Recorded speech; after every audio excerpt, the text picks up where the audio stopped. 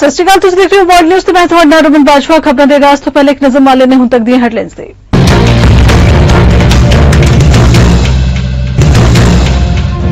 America ਵਿੱਚ ਛੋਟਾ ਜਹਾਜ਼ ਹੋਇਆ ਹਾਦਸਾਗ੍ਰਸਤ, 4 ਲੋਕਾਂ ਦੀ ਮੌਤ। ਜਹਾਜ਼ ਦੇ ਕ੍ਰੈਸ਼ ਹੋਣ ਤੋਂ ਬਾਅਦ ਜੰਗਲੀ ਖੇਤਰ ਵਿੱਚ ਉੱਠੀਆਂ ਅੱਗ ਦੀਆਂ ਲਪਟਾਂ। ਹਾਦਸੇ ਦੇ ਕਾਰਨਾਂ ਦੀ ਕੀਤੀ ਜਾ ਰਹੀ ਹੈ ਜਾਂਚ। ਮਿਸਰ ਵਿੱਚ ਵਾਪਰਿਆ ਸੜਕ ਹਾਦਸਾ, ਹਾਦਸੇ ਵਿੱਚ 22 ਲੋਕਾਂ ਦੀ ਮੌਤ, 33 ਜ਼ਖਮੀ। ਬ੍ਰਿਟੇਨ ਵਿੱਚ ਗਰਮੀ ਨੇ ਤੋੜੇ ਸਾਰੇ ਰਿਕਾਰਡ। ਸੋਮਵਾਰ ਦਾ ਦਿਨ ਇਤਿਹਾਸ ਦਾ ਰਿਹਾ ਸਭ ਤੋਂ ਗਰਮ ਦਿਨ। ਹੀਟ ਵੇਵ ਦੀ ਚੇਤਾਵਨੀ। ਟੋਰਾਂਟੋ ਵਿੱਚ ਮਨਾਈ ਗਈ ਫੈਸਟੀਵਲ ਆਫ ਇੰਡੀਆ ਦੀ ਪੰਜਾਬੀ ਵਰ੍ਹੇਗੰਢ। ਦੇਸ਼ ਦੀ ਕਲਾ ਤੇ ਸੰਸਕ੍ਰਿਤੀ ਨਾਲ ਜੋੜਨ ਦਾ ਮਿਲਿਆ ਖਾਸ ਮੌਕਾ। ਦੇਸ਼ ਦੇ ਕੋਨੇ-ਕੋਨੇ ਤੋਂ ਲੋਕਾਂ ਨੇ ਕੀਤੀ ਸ਼ਿਰਕਤ।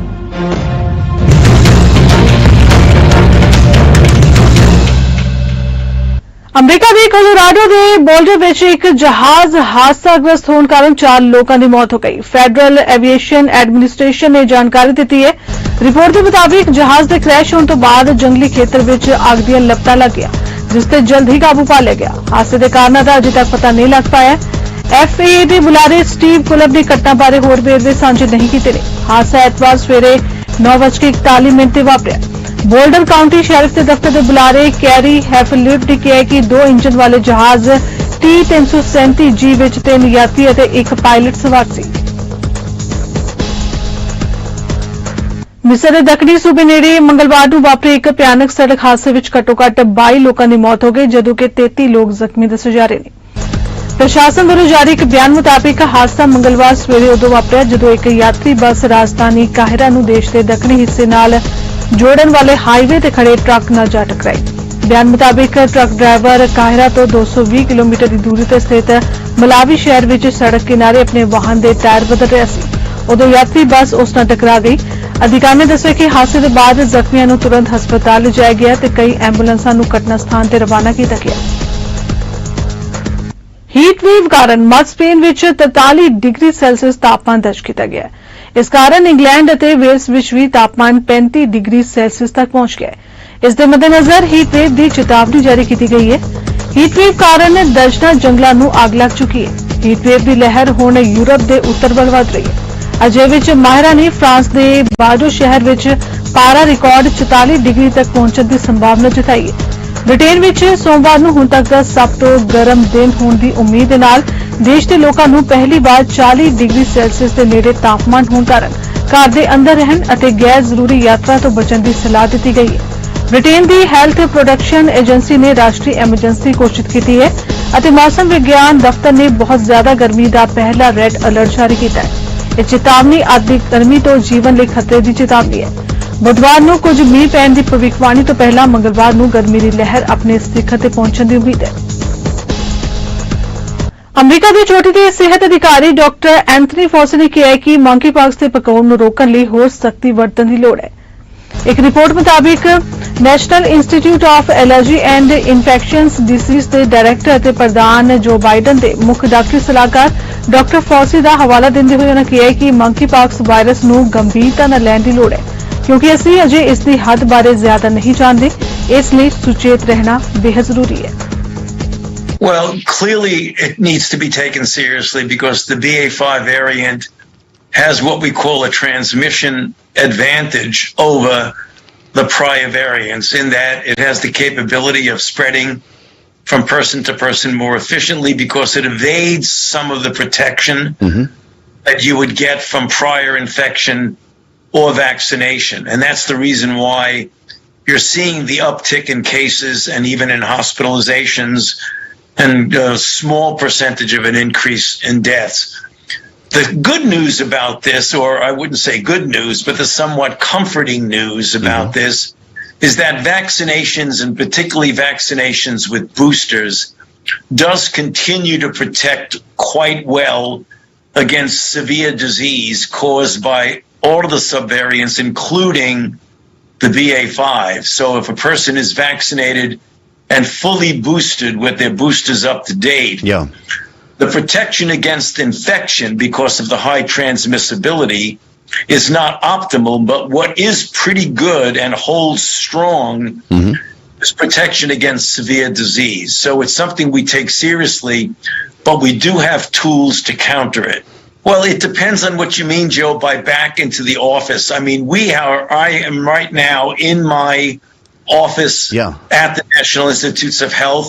I'm alone now in this room, but when we have people who are coming in and out, who are here on business, we're wearing masks. Because if you're in a zone of a county or a city or a state where the level of infection and the dynamics of the infection is high, that when you are in an indoor setting, it is advisable and recommended that you wear masks. So people should not confuse coming back to work with wearing a mask or not. Okay. You could come back to work and still wear a mask and do your duties and jobs just the way we do around here. I'm only without a mask now only because you don't see one size fits all. It really depends on the circumstances of, first, the location and the dynamics of the outbreak where you are. And there are a large country,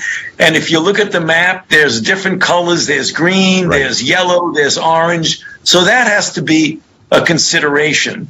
So also, I think the prerogative of people who are the owners or the people who are in control of certain enterprises have the prerogative to make a choice as to what their requirements would be. And there are some that are going to say masking is required, but that is a local decision that often gets confused with a national or federal decision. It's not. It's a local decision. And what we do is that we recommend that the people who are responsible take a look at the guidelines from the CDC and follow to the best of their ability those guidelines. Well, of course, and I think that depends on when your last shot was. So if you are a person who is fully vaccinated, quote, with 2 mRNA vaccines, and you have not gotten your booster shot, you should definitely get your 3rd booster shot. If you are 50 years of age or older, you should get your 4th booster shot. And the FDA right now is under active consideration about whether people younger than 50 years old should get their 4th booster shot. So I believe that if you're 8-9 months from your last shot, you should not wait until the fall to get your booster shot. Got it. You could get a booster shot now, and then 2-3 months later in the fall, if an upgraded or an updated booster becomes available, get another one that's more specific to the circulating variant, then you could get that also. Well, boosters are free. I mean, you don't pay for a boost. So, I mean, I think there's this confusion. The United States of America has spent billions of dollars not only helping to produce, but purchasing the vaccines from these companies. So people should go get their vaccine. I'm very concerned about that. And that's the reason why you hear all of us, myself included, out there saying we really do need additional funding. First of all, Congress has been very generous with us in the past. So we don't want to give the impression that we're not grateful for the support we've had. But if we want to continue the effort at a more than adequate, but at an optimal level. ਤੇ ਰੁਕ ਲੈਣੇ Canada ਜਗਤ ਦੀਆਂ ਕੁਝ ਖਾਸ ਖਬਰਾਂ ਵੱਲ। Toronto ਸ਼ਹਿਰ ਵਿੱਚ ਇਸ ਸਾਲ ਫੈਸਟੀਵਲ ਆਫ ਇੰਡੀਆ ਦੀ 50ਵੀਂ ਵਰ੍ਹੇਗੰਢ ਮਨਾਈ ਗਈ। ਰਥ ਯਾਤਰਾ ਦੇ ਨਾਮ ਨਾਲ ਵੀ ਜਾਣੇ ਜਾਂਦੇ ਇਸ ਵਿਸ਼ਾਲ ਸਮਾਰੋਹ ਵਿੱਚ ਦੇਸ਼ ਦੇ ਕੋਨੇ-ਕੋਨੇ ਤੋਂ ਲੋਕਾਂ ਨੇ ਸ਼ਿਰਕਤ ਕੀਤੀ। ਭਾਈਚਾਰੇ ਵੱਲੋਂ ਆਪਣੀਆਂ ਆਉਣ ਵਾਲੀਆਂ ਪੀੜ੍ਹੀਆਂ ਨੂੰ ਦੇਸ਼ ਦੀ ਕਲਾ ਅਤੇ ਸੰਸਕ੍ਰਿਤੀ ਨਾਲ ਜੋੜਨ ਦਾ ਇੱਕ ਖਾਸ ਮੌਕਾ ਸੀ। ये मेरा पहला यात्रा है और मैं बहुत एक्साइटेड हूँ। हम थोड़ा लेट चल रहे हैं, हम थोड़ा पीछे चल रहे हैं, हम कवर अप करने की कोशिश कर रहे हैं। सुपर एक्साइटेड इस दिन के लिए। हम 2 महीने से आई थिंक या पूरे साल से इंतज़ार कर रहे थे। मुझे सबसे ज़्यादा इस फेस्टिवल का जो पसंद है वो है सब जो भक्तगण एक साथ आते हैं और स्ट्रीट पे चलते हैं, हरिनाम होता है। ये हरिनाम जो लोग फेस्टिवल को नहीं आते हैं उनको भी सुनाई देता है। So without knowing people are benefiting from the Harinam and the holy name.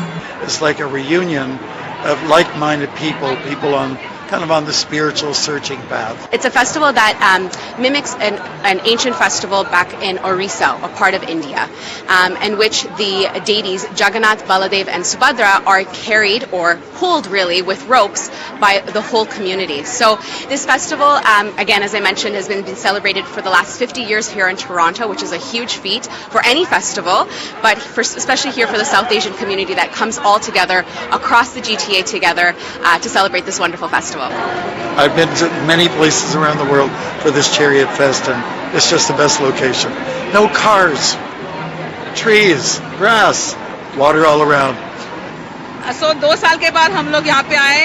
इतना आह्लादकारक चीज़ है क्योंकि 2 साल से हमें कोई नहीं मिले, हमारे सब जो कम्युनिटी मेंबर्स है वो नहीं मिले, और मोस्ट इम्पॉर्टेंटली यंग स्ट्रीट पे जो लोग जिससे ही टहलने आते हैं, टूरिस्ट आते हैं, उनको भी ये फेस्टिवल 2 साल से नहीं दिखा है। सो इट्स वेरी इंपॉर्टेंट क्योंकि हर कोई बंदा, हर कोई आदमी जगन्नाथपुरी तो नहीं जा सकता है इंडिया में, but the festival can come to you. It's a festival that mimics an ancient festival back in Orissa, a part of India, in which the deities Jagannath, Baladev and Subhadra are carried or pulled really with ropes by the whole community. So this festival, again, as I mentioned, has been celebrated for the last 50 years here in Toronto, which is a huge feat for any festival, but especially here for the South Asian community that comes all together across the GTA together to celebrate this wonderful festival. ਭਾਰਤੀ ਲੋਕਾਂ ਦੀ ਦਰਿਆਦਿਲੀ ਕਿਤੇ ਲੁਕੀ ਨਹੀਂ ਹੈ। ਇਤਿਹਾਸ ਦੇ ਕਈ ਪੰਨਿਆਂ ਵਿੱਚ ਪੜਿਆ ਜਾ ਸਕਦਾ ਹੈ ਕਿ ਕਿਸ ਤਰ੍ਹਾਂ ਭਾਈਚਾਰੇ ਵੱਲੋਂ ਮਦਦ ਕੀਤੀ ਜਾਂਦੀ ਰਹੀ ਹੈ।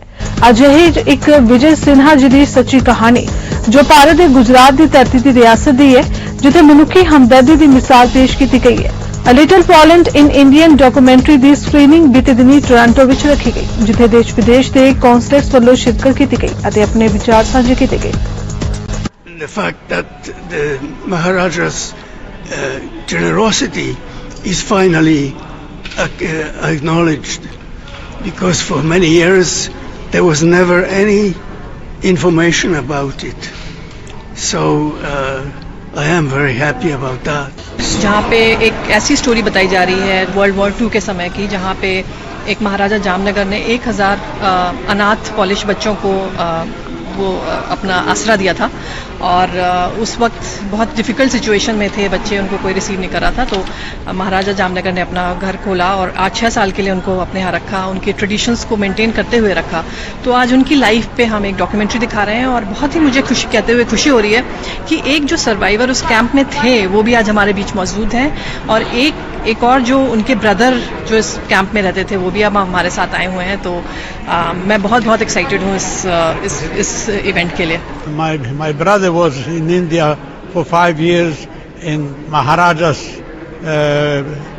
resort, and they went to school there from 1942 to 1947. Today there are many refugees with no place to go, and we were exactly in the same boat when we came out of Siberia. We had no place to go and nobody wanted us, and this Maharaja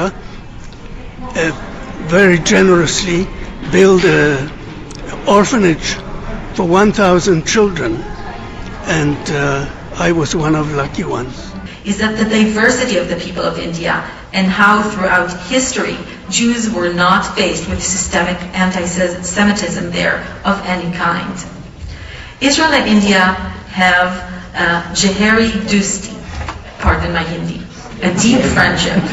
For me, the movie Little Poland in India has a special meaning, especially now, when thousands of civilians in Ukraine are dying in front of our eyes, and millions of mothers and children are fleeing Russian aggression. Today, Poland became a safe haven for more than 3 million of Ukrainians. Good Maharaja, who 80 years ago lent a helpful hand to Polish children, will always be an inspiration for us and for next generations. Indian origin का हूँ, अभी Canadian हूँ, लेकिन जो महाराजा of Jamnagar ने जो किया है वो सच पूरा वर्ल्ड को जानना चाहिए, पूरी दुनिया को जानना चाहिए, क्योंकि जब उसने बच्चों को, औरतों को रेस्क्यू किया और बहुत से कंट्री ने ये बोट को बंदी लगाया, नहीं आने को दिया, लेकिन महाराजा बोला कि मैं मेरे पैसे से उनको लूंगा, उनको स्कूलिंग करूंगा, उनको सबको देखभाल करूंगा, इसलिए महाराजा पोलैंड में उनका बहुत रिस्पेक्ट है। ऐसे फेस्टिवल होने ज़रूरी है क्योंकि ये एक अवेयरनेस है इंडियन कल्चर हेरिटेज की दूसरी कम्युनिटीज़ को जो शायद हमारे बारे में नहीं जानती, इनको इस फेस्टिवल, इस मूवी जो मर्जर बिटवीन द कम्युनिटीज़ के तरह से दिखाया जाता है, उसमें उन्हें थोड़ा सा इंडियन कल्चर हेरिटेज के बारे में पता चलता है और इससे कम्युनिटीज़ में ब्रिज बनता है and communities come together. Muslim Jamaat the Canada ਵਿੱਚ ਸਭ ਤੋਂ ਵੱਡਾ ਤੇ ਸਭ ਤੋਂ ਲੰਮਾ ਸਮਾਂ ਚੱਲਣ ਵਾਲਾ ਸਾਲਾਨਾ ਜਲਸਾ ਸ਼ੁਰੂ ਹੋ ਗਿਆ ਹੈ ਜੋ ontario ਦੇ ਸ਼ਹਿਰ ਬ੍ਰੈਡਫੋਰਡ ਵਿੱਚ 17 ਜੁਲਾਈ ਤੱਕ ਚੱਲਿਆ। ਪ੍ਰਬੰਧਕਾਂ ਨੂੰ ਇਸ ਜਲਸੇ ਵਿੱਚ ਕੈਨੇਡਾ ਅਤੇ ਦੁਨੀਆ ਭਰ ਤੋਂ ਹਜ਼ਾਰਾਂ ਦੀ ਗਿਣਤੀ ਵਿੱਚ ਲੋਕਾਂ ਦੇ ਸ਼ਾਮਿਲ ਹੋਣ ਦੀ ਉਮੀਦ ਹੈ। ਇਸ ਟਾਈਮ ਨਾ ਦੁਨੀਆ ਬੜੇ ਮੁਸ਼ਕਿਲ ਹਾਲਾਤ ਤੋਂ ਗੁਜ਼ਰ ਰਹੀ ਹੈ। ਜਿਹੜੇ ਸਾਡੇ ਇਸ ਟਾਈਮ ਗੁਰੂ ਨੇ, ਪੰਜਵੇਂ ਗੁਰੂ ਨੇ ਸਾਡੇ, ਉਹ ਇਸ ਟਾਈਮ ਇੰਗਲੈਂਡ ਵਿੱਚ ਨੇ ਔਰ ਉਹ ਦੁਨੀਆ ਨੂੰ ਇਹੀ ਦੱਸ ਰਹੇ ਨੇ कि अगर दुनिया के हालात को बेहतर करना है तो एक खुदा वाल आना पेगा और आपस में भाईचारा, मुहब्बत और प्यार नाल एक दूजे को बुलाना पेगा। ये जड़ा है अहमदिया मुस्लिम जमात का सालाना जलसा है जड़ा 120 साल पहले छोटे जे पंजाब के शहर कादियां शुरू होया सी एंड और हज़रत मसीह मौद अलैहिस्सलाम ने शुरू किया सी। हुण सारे मुल्कों में फैल गया है और इस टाइम पहली दफ़ा 2 साल बाद नवी ज़मीन है साड़ी जिथे जलसा हो रहा है और बेसिकली सालाना जलसा है जमात अहमदिया कैनेडा का जिहड़ा इत्थे हो रहा। However, what is very distinct this year is after a long and drawn out COVID break, members of the community have traveled here from across Canada and indeed around from different countries around the world to be part of this very special convention. And what makes this convention especially unique in a Canadian context is it is happening entirely in an outdoor village which has been created just north of Toronto in Bradford, Ontario, which is going to be hosting thousands of attendees over the course of the weekend. Today, one of the largest attended Jalsa Salana is in the United Kingdom in a tent city environment. So in fact, this is not something new for the community, rather us going back to our original roots of how this convention started. So there is a sense of jubilation, a sense of excitement and nostalgia for many members of the community who had attended outdoor tent city conventions, and now we feel blessed that we're able to emulate that here in Canada. खुदा ताला दे बड़े फजल होंदे ने कम्युनिटियां ते जदों ਉਹ फैलदियां ने। ਅਸੀਂ ਪਿਛਲੇ 20-21 ਸਾਲ ਤੋਂ ਇੰਟਰਨੈਸ਼ਨਲ ਸੈਂਟਰ ਬੰਦ ਹਾਲ ਉਹਦੇ ਏਸੀ ਦੀ ਅਸਾਇਸ਼ ਸੀ ਬੜੀ। ਹੁਣ ਅਸੀਂ ਆਪਣੀ ਜਗ੍ਹਾ ਤੇ ਆਏ ਹਾਂ ਔਰ ਲੋਕੀ ਬੜਾ ਅੱਛਾ ਮਹਿਸੂਸ ਕਰ ਰਹੇ ਨੇ। ਆਪਣੀ ਜਗ੍ਹਾ ਹੈ, ਖੁੱਲੀ ਹਵਾ ਹੈ ਔਰ ਇੱਕੋ ਜਿਹੜੀ ਹੁੰਦੀ ਹੈ ਨਾ ਇੱਕ ਅਪਨਾਈਅਤ ਉਹ ਪੈਦਾ ਹੋ ਰਹੀ ਹੈ, ਇੱਕ ਭਾਈਚਾਰਾ ਪੈਦਾ ਹੋ ਰਿਹਾ। ਐਤਵਾਰ ਸ਼ਾਮ ਨੂੰ ਡੈਨਫੋਰਥ ਐਵਨਿਊ ਤੇ ਮੇਨ ਸਟਰੀਟ ਏਰੀਆ ਵਿੱਚ ਗੋਲੀ ਲੱਗਣ ਕਾਰਨ ਇੱਕ ਵਿਅਕਤੀ ਗੰਭੀਰ ਰੂਪ ਵਿੱਚ ਜ਼ਖਮੀ ਹੋ ਗਿਆ। ਇਹ ਜਾਣਕਾਰੀ ਟੋਰਾਂਟੋ ਪੁਲਿਸ ਨੇ ਦਿੱਤੀ ਹੈ। ਰਾਤ 9 ਵਜੇ ਤੋਂ ਪਹਿਲਾਂ ਪੁਲਿਸ ਨੂੰ ਕਿਸੇ ਦੇ ਗੋਲੀ ਲੱਗਣ ਦੀ ਰਿਪੋਰਟ ਮਿਲੀ ਅਤੇ ਮੌਕੇ ਤੇ ਪਹੁੰਚਣ ਉੱਤੇ ਪੁਲਿਸ ਨੂੰ ਇੱਕ ਵਿਅਕਤੀ ਜ਼ਖਮੀ ਹਾਲਤ ਵਿੱਚ ਮਿਲਿਆ। ਪੈਰਾਮੈਡਿਕਸ ਵੱਲੋਂ ਉਸ ਨੂੰ ਹਸਪਤਾਲ ਲਿਜਾਇਆ ਗਿਆ। ਇਸ ਸਮੇਂ ਜ਼ਖਮੀ ਵਿਅਕਤੀ ਦੀ ਸਥਿਤੀ ਸੰਬੰਧੀ ਕੋਈ ਜਾਣਕਾਰੀ ਹਾਸਲ ਨਹੀਂ ਹੋ ਪਾਈ ਹੈ। ਇਸ ਤੋਂ ਇਲਾਵਾ ਪੁਲਿਸ ਕੋਲ ਮਸ਼ੂਕ ਬਾਰੇ ਵੀ ਕੋਈ ਜਾਣਕਾਰੀ ਨਹੀਂ ਹੈ। ਫਿਲਹਾਲ ਮਾਮਲੇ ਦੀ ਜਾਂਚ ਕੀਤੀ ਜਾ ਰਹੀ ਹੈ। Received a call for a shooting at approximately 3:33 a.m. And again, it was in the entertainment district, as you had just said, specifically in the King Street West and Bathurst Street area. The reports were that there was multiple gunshots heard inside a nightclub. One, it was identified as an adult man and an adult woman that unfortunately sustained gunshot wounds. They were both taken to hospital in serious critical condition. It's been the second shooting for the city within this weekend, and again in a very public setting, very concerning. We're hoping that because it happened in the entertainment district, there was potentially a lot of witnesses. We just want people to remain vigilant, be aware of their surroundings. report any suspicious activity, any element of criminality, anything that you think, looks wrong or feels wrong, seems wrong, call the authorities. We have deployed specific units such as our PSRT program, which is a public safety response team that we have, our gun and gangs task force, which is out and about to assist with these investigations. Ontario police ਵੱਲੋਂ driver ਨੂੰ ਆਪਣੀ licence ਪਲੇਟਾਂ renew ਕਰਾਉਣ ਲਈ ਆਖਿਆ ਜਾ ਰਿਹਾ। ਹੁਣ ਇਹਨਾਂ ਨੂੰ ਰੀਨਿਊ ਕਰਾਉਣ ਉੱਤੇ ਭਾਵੇਂ ਕੋਈ ਪੈਸੇ ਨਹੀਂ ਲੱਗਣੇ। ਹਾਲਾਂਕਿ ontario ਵੱਲੋਂ ਮਾਰਚ ਵਿੱਚ ਹੀ ਲਾਇਸੈਂਸ ਪਲੇਟ ਰੀਨਿਊ ਕਰਾਉਣ ਸੰਬੰਧੀ ਫੀਸ ਲੈਣ ਦੇ ਫੈਸਲੇ ਨੂੰ ਮਨਸੂਖ ਕਰ ਦਿੱਤਾ ਗਿਆ ਸੀ, ਪਰ ਰੀਨਿਊਅਲ ਪ੍ਰਕਿਰਿਆ ਦੀ ਅਜੇ ਵੀ ਲੋੜ ਹੈ। ਉਸ ਸਮੇਂ ਸਰਕਾਰ ਨੇ ਆਖਿਆ ਸੀ ਕਿ ਇਸ ਫੀਸ ਨੂੰ ਖਤਮ ਕਰਨ ਨਾਲ ਡਰਾਈਵਰਾਂ ਨੂੰ ਸਾਲ ਦੇ $120 ਦੀ ਬਚਤ ਹੋਏਗੀ। ਇੱਕ ਵੀਡੀਓ ਵਿੱਚ OPP ਸਰਜੈਂਟ ਕੈਰੀ ਸ਼ਮਿਟ ਮੋਟਰਿਸਟਸ ਨੂੰ ਇਹ ਚੇਤਾਵਨੀ ਦਿੰਦੇ ਨਜ਼ਰ ਆ ਰਹੇ ਹਨ ਕਿ ਜੇਕਰ ਉਹਨਾਂ ਵੱਲੋਂ ਆਪਣੀਆਂ ਲਾਇਸੈਂਸ ਪਲੇਟਾਂ ਨੂੰ ਰੀਨਿਊ ਨਹੀਂ ਕਰਾਇਆ ਜਾਂਦਾ ਤਾਂ ਉਹਨਾਂ ਨੂੰ ਭਾਰੀ ਜੁਰਮਾਨਿਆਂ ਦਾ ਸਾਹਮਣਾ ਕਰਨਾ ਹੋਵੇਗਾ। ontario ਦੇ ਕੁਝ ਡਰਾਈਵਰਾਂ ਨੂੰ ਅਜਿਹਾ ਨਾ ਕਰਨ ਦੀ ਸੂਰਤ ਵਿੱਚ $500 ਤੱਕ ਦਾ ਜੁਰਮਾਨਾ ਲੱਗ ਚੁੱਕਿਆ ਹੈ। ਸਰੀ ਮਿਊਨਿਸਪਲ ਕਾਰਪੋਰੇਸ਼ਨ ਦੇ ਮੇਅਰ ਡਗ ਮੈਕਲਮ ਵੱਲੋਂ ਅਸਤੀਫੇ ਦੇ ਐਲਾਨ ਤੋਂ ਬਾਅਦ ਚੋਣ ਮੈਦਾਨ ਭਖਦਾ ਨਜ਼ਰ ਆ ਰਿਹਾ ਹੈ। ਅਗਲੇ ਮਹੀਨੇ ਹੋਣ ਵਾਲੀਆਂ ਚੋਣਾਂ ਦੇ ਮੱਦੇਨਜ਼ਰ ਚੋਣ ਸਰਗਰਮੀਆਂ ਵੀ ਜ਼ੋਰਾਂ ਤੇ ਨੇ। ਅਜੇ ਵਿੱਚ ਸਰਕਾਰ ਬਣਾਉਣ ਲਈ ਜੋੜ-ਤੋੜ ਦੀ ਰਾਜਨੀਤੀ ਵੀ ਚੱਲ ਰਹੀ ਹੈ। ਸਰੀ ਨਿਊਟਨ ਤੋਂ 5 ਵਾਰ MP ਰਹੇ ਸੁਖ ਧਾਲੀਵਾਲ ਨੇ ਆਪਣੀ ਨਵੀਂ ਪਾਰਟੀ ਯੂਨਾਈਟਿਡ ਸਰੀ ਦਾ ਗਠਨ ਕੀਤਾ ਹੈ, ਜਿਸ ਵਿੱਚ ਵੱਖ-ਵੱਖ ਪਾਰਟੀ ਅਹੁਦੇਦਾਰਾਂ, ਬਿਜ਼ਨਸਮੈਨਾਂ ਅਤੇ NDP ਪਾਰਟੀ ਤੋਂ MP ਰਹੇ ਜਸਵਿੰਦਰ ਸਿੰਘ ਨੂੰ ਵੀ ਸ਼ਾਮਿਲ ਕੀਤਾ ਗਿਆ ਹੈ। MP ਸੁਖ ਧਾਲੀਵਾਲ ਨੂੰ ਪੂਰਾ ਭਰੋਸਾ ਹੈ ਕਿ ਇਸ ਵਾਰ ਵੀ ਲੋਕਾਂ ਵੱਲੋਂ ਉਹਨਾਂ ਨੂੰ ਭਰਵਾਂ ਸਮਰਥਨ ਮਿਲੇਗਾ। MP ਸੁਖ ਧਾਲੀਵਾਲ ਵੱਲੋਂ ਕੀਤੇ ਗਏ ਚੋਣ ਵਾਅਦਿਆਂ ਵਿੱਚ ਟਰਾਂਸਪੋਰਟੇਸ਼ਨ, ਲੈਂਗਲੀ ਤੱਕ ਟ੍ਰੇਨ ਚਲਾਉਣ ਦਾ ਪ੍ਰੋਜੈਕਟ, ਹਸਪਤਾਲਾਂ ਤੇ ਪੁਲਿਸ ਮਹਿਕਮੇ ਵਿੱਚ ਸੁਧਾਰ ਕਰਨ ਤੇ ਸਰਕਾਰ ਵੱਲੋਂ ਲਗਾਏ ਜਾਂਦੇ ਗੁਪਤ ਟੈਕਸਾਂ ਨੂੰ ਵੀ ਘਟਾਇਆ ਜਾਏਗਾ। ਆਪਣੀ ਚੋਣ ਮੁਹਿੰਮ ਨੂੰ ਲੈ ਕੇ MP ਸੁਖ ਧਾਲੀਵਾਲ ਨੇ ਪ੍ਰੈਸ ਕਾਨਫਰੰਸ ਕਰਕੇ ਜਾਣਕਾਰੀ ਸਾਂਝੀ ਕੀਤੀ। ਪੇਸ਼ ਹੈ ਸਰੀ ਤੋਂ ਓਂਕਾਰ ਸਿੰਘ ਦੀ ਵਿਸ਼ੇਸ਼ ਰਿਪੋਰਟ। ਸੋ ਪਿਛਲੇ ਸਾਲ ਹੀ ਜਿਹੜਾ ਓਵਰ 400 ਬਿਲੀਅਨ ਤੋਂ ਜ਼ਿਆਦਾ ਜਿਹੜੇ ਟੈਕਸ ਪ੍ਰੋਪਰਟੀ ਟੈਕਸ ਸਿਟੀਜ਼ਨ ਨੇ ਲਿਆ ਔਰ ਓਵਰ ਦਾ ਈਅਰ ਜਿਹੜਾ ਹੈਗਾ ਅਕਮੂਲੇਟਡ ਜਿਹੜੀ ਮਨੀ ਹੈਗੀ ਆ ਪਈ ਆ ਜਿਹੜੀ ਰਿਜ਼ਰਵ ਫੰਡ ਦੇ ਵਿੱਚ ਉਹ ਕਿਉਂਕਿ ਠੀਕ ਹੈ ਮੈਂ ਪ੍ਰੂਡੈਂਟ ਜਿਹੜੀ ਇਕਨੋਮਿਕ ਸਿਚੁਏਸ਼ਨ ਉਹਦੇ ਹੱਕ 'ਚ ਔਰ ਦੂਜੇ ਕਾਉਂਸਲ ਮੈਂਬਰ ਵੀ ਜਿਹੜੇ ਨਾਲ ਨੇ ਪਰ ਐਟ ਦੀ ਸੇਮ ਟਾਈਮ ਇਸ ਵੇਲੇ ਲੋੜ ਆ ਲੋਕਾਂ ਨੂੰ ਕਿਉਂਕਿ ਜਦੋਂ ਆਪਾਂ ਦੇਖਦੇ ਹਾਂ ਇਕਨੋਮਿਕ ਅਨਸਰਟਨਟੀ ਹੈਗੀ ਲੋਕ ਜਿਹੜੇ ਨੇ ਉਹ ਅਫੋਰਡ ਨਹੀਂ ਕਰ ਪਾ ਰਹੇ ਸੋ ਉਹਨਾਂ ਨੂੰ ਥੋੜ੍ਹੀ ਜਿਹੀ ਹੈਲਪ ਵੀ ਜਿਹੜੀ ਆ ਉਹਨਾਂ ਲਈ ਵੱਡੀ ਸਿੱਧ ਹੋ ਸਕਦੀ। ਇਹੀ ਕਾਰਨ ਹੈ ਕਿ ਅਸੀਂ ਉਹ ਜਿਹੜੀ ਮਨੀ ਜਿਹੜੀ ਸੀਗੀ ਉਹਨੂੰ ਅਸੀਂ ਜਿਹੜਾ ਹੈਗਾ ਅਕੂਮੂਲੇਟਡ ਫੰਡਸ ਉਹਨੂੰ ਇਨਵੈਸਟ ਕਰਾਂਗੇ ਲੋਕਾਂ ਨੂੰ ਕਿਉਂਕਿ ਸਾਡੀ ਪ੍ਰਾਇੋਰਟੀ ਹੈਗੀ ਆ invest in people of Surrey and that's what we do.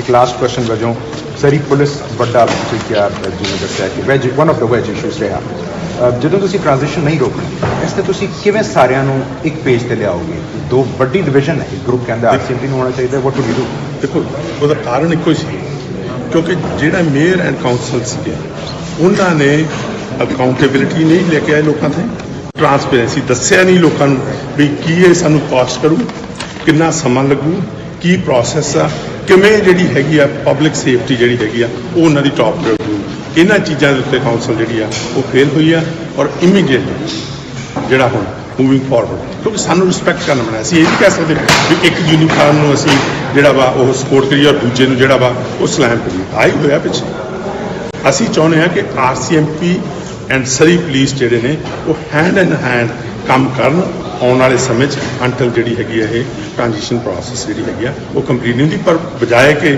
ਇੱਕ ਦੂਜੇ ਨੂੰ ਜਿਹੜਾ ਹੈਗਾ ਉਹਨਾਂ ਨਾਲ ਪੜ੍ਹਾਉਣ ਦੀ ਗੱਲ ਕਰੀਏ। Thank you.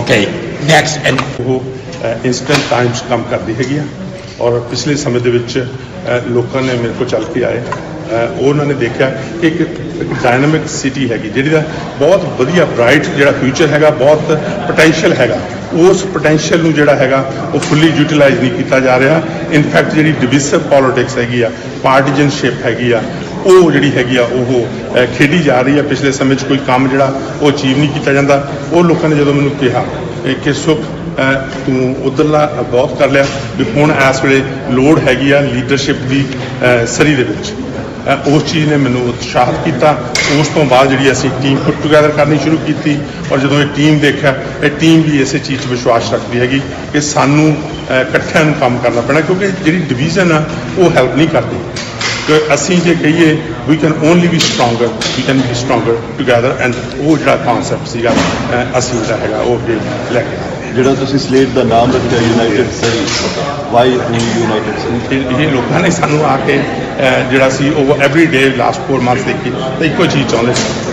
ਉਹ ਕਹਿੰਦੇ ਸੀ ਵੀ ਇਹ ਜਿਹੜੀ ਡਿਵੀਜ਼ਨਨੈਸ ਆ ਇਹਨੂੰ ਖਤਮ ਕਰੋ, ਐਂਡ ਡਿਵੀਜ਼ਨ ਜਿਸ ਤਰ੍ਹਾਂ ਲਿਖਿਆ ਤੁਹਾਨੂੰ, ਔਰ ਇੱਕੋ ਚੀਜ਼ ਕਰੋ ਕਿ ਯੂਨਾਈਟ ਕਰੋ ਕਿਸੇ ਤਰੀਕੇ ਨਾਲ। ਉਸ ਨੂੰ ਮੱਦੇਨਜ਼ਰ ਰੱਖਦੇ ਹਾਂ ਅਸੀਂ ਐਜ ਏ ਟੀਮ ਜਿਹੜਾ ਸੀਗਾ ਅਸੀਂ ਕਿਹਾ ਵੀ ਇਹ ਬੈਸਟ ਫਿੱਟ ਹੁੰਦਾ ਹੈਗਾ ਨੇਮ ਜਿਹੜਾ ਯੂਨਾਈਟਿਡ ਸਰੀ। ਸੋ ਇਸ ਤਰੀਕੇ ਨਾਲ ਜਿਹੜਾ ਨਾਮ ਹੈਗਾ ਤੁਸੀਂ ਟੀਮ ਬਾਰੇ ਪਹਿਲਾਂ ਵੀ ਅਨਾਉਂਸ ਕੀਤਾ ਸੀ, ਬਟ ਇੱਕ ਵਾਰੀ ਜੇ ਲਾਈਵ ਤੁਸੀਂ ਸਾਰਿਆਂ ਨੂੰ ਦੱਸ ਦਿਓ। ਬਿਲਕੁਲ ਸਹੀ ਹੈ। ਦੇਖੋ ਮੇਰੇ ਖੱਬੇ ਪਾਸੇ ਸ਼ੁਰੂ ਕਰਦੇ ਹਾਂ। ਮੈਂ ਦੱਸਿਆ ਸੀ ਜੂਲੀ ਟੈਪਲੀ ਜਿਹੜੇ ਨੇ ਇਹ ਇੱਕ ਐਜੂਕੇਟਰ ਰਹੇ ਨੇ, ਟੀਚਰ ਇੱਥੇ ਰਹੇ ਨੇ ਔਰ ਕਮਿਊਨਿਟੀ ਐਕਟਿਵਿਸਟ ਰਹੇ ਬਹੁਤ ਲੰਬੇ ਸਮੇਂ ਤੋਂ ਸਰੀ ਦੇ ਵਿੱਚ। ਔਰ ਇਹਨਾਂ ਦੀ ਫੈਮਿਲੀ ਜਿਹੜੀ ਜਿਸ ਤਰ੍ਹਾਂ ਇਹਨਾਂ ਨੇ ਪਹਿਲਾਂ ਦੱਸਿਆ ਸੀਗਾ ਉਹ ਹਿਸਟਰੀ ਇਨ ਮੇਕਿੰਗ ਹੈਗੀ। ਡੈਡ ਸੀ ਇਹਨਾਂ ਦੇ ਉਹ ਪਾਰਕਸ ਐਂਡ ਰੈਕਰੀਏਸ਼ਨ ਦੇ ਜਿਹੜੇ ਨੇ ਉਹ ਡਾਇਰੈਕਟਰ ਰਹੇ ਔਰ ਅੱਜ ਜਿਹੜੀ ਹੈ ਇਹ ਸਾਰੇ ਟੀਮ ਦੇ ਕੀ ਮੈਂਬਰ। ਉਹਦੇ ਨਾਲ ਜਸਵੀਰ ਸੰਧੂ ਇਹਨਾਂ ਦੀ ਇੰਟਰੋਡਕਸ਼ਨ ਮੈਂ ਦੱਸਿਆ ਸੀ ਪਹਿਲਾਂ ਵੀ, ਕਿਉਂਕਿ farmer member of parliament NDP ਵੱਲੋਂ ਇਲੈਕਟ ਹੋਏ ਸੀਗੇ ਸਰੀ ਨਾਰਥ ਦੇ ਵਿੱਚ ਜੈਕ ਲੇਟਨ ਦੀ ਟੀਮ ਦੇ ਵਿੱਚ।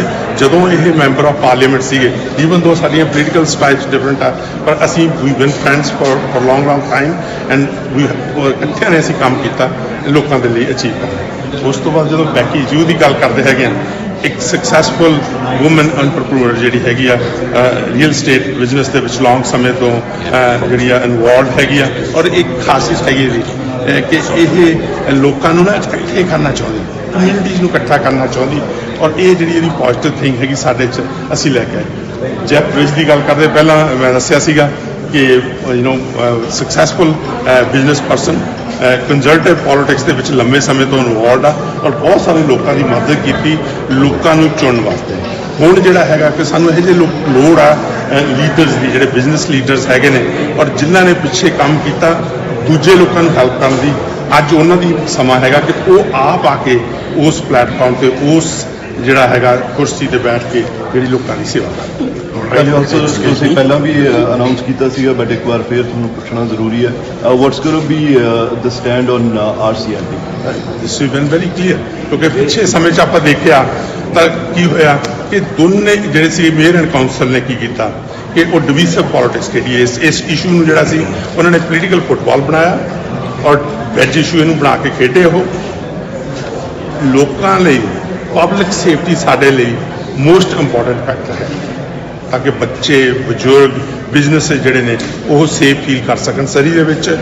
ਉਸ ਨੂੰ ਮੱਦੇਨਜ਼ਰ ਰੱਖਦੇ ਨੇ we can make sure that RCMP and Surrey police work hand in hand until ਜਦੋਂ ਤੱਕ ਜਿਹੜੀ ਟ੍ਰਾਂਜੀਸ਼ਨ ਹੈਗੀ ਆ ਉਹ ਕੰਪਲੀਟ ਨਹੀਂ ਹੁੰਦੀ। ਔਰ ਨਾਲ ਹੀ ਕਿਉਂਕਿ ਜਦੋਂ ਤੁਸੀਂ ਪੁਰਾਣੀ ਕਾਉਂਸਲ ਤੇ ਮੇਅਰ ਨੂੰ ਦੇਖਦੇ ਆ ਉਹਨਾਂ ਨੇ ਕੋਈ ਓਪਨਨੈਸ ਨਹੀਂ ਦਿੱਤੀ, ਕੋਈ ਟਰਾਂਸਪੇਰੈਂਸੀ ਨਹੀਂ, ਲੋਕਾਂ ਨੂੰ ਦੱਸਿਆ ਨਹੀਂ ਵੀ ਕਿੰਨੀ ਕਾਸਟ ਹੋਣੀ, ਕਿੰਨਾ ਸਮਾਂ ਲੱਗਣਾ। ਲੋਕ ਇਹ ਸੁਣਨਾ ਚਾਹੁੰਦੇ ਸੀ, ਇਹ ਦੇਖਣਾ ਚਾਹੁੰਦੇ ਸੀ ਔਰ ਅਸੀਂ ਮੇਕ ਸ਼ੋਰ ਕਰਾਂਗੇ ਕਿ ਲੋਕਾਂ ਨੂੰ ਅਸੀਂ ਦੱਸਾਂਗੇ ਕਿ ਓਪਨਨੈਸ ਜਿਹੜੀ ਹੈ ਟ੍ਰਾਂਜੀਸ਼ਨ ਦੀ ਉਹ ਲੋਕਾਂ ਤਾਈਂ ਜਿਹੜੀ ਆ ਉਹ ਲੈ ਕੇ ਆਵਾਂਗੇ। But we will make sure that public safety is the top priority ਸਾਡੇ ਲਈ ਔਰ ਸਰੀ ਦੇ ਲਈ। ਫਿਲਹਾਲ ਵਰਡ ਨਿਊਜ਼ ਖਬਰਾਂ ਦੇ ਇਸ ਬੁਲੇਟਿਨ 'ਚ ਨਹੀਂ। ਦੇਸ਼ ਦੁਨੀਆ ਦੀ ਬਾਕੀ ਖਬਰਾਂ ਦੀ ਜਾਣਕਾਰੀ ਲਈ ਤੁਸੀਂ ਬਣੇ ਰਹੋ ਸਾਡੇ ਨਾਲ ਚਟਿਕਾ ਟਾਈਮ TV ਤੇ। ਧੰਨਵਾਦ।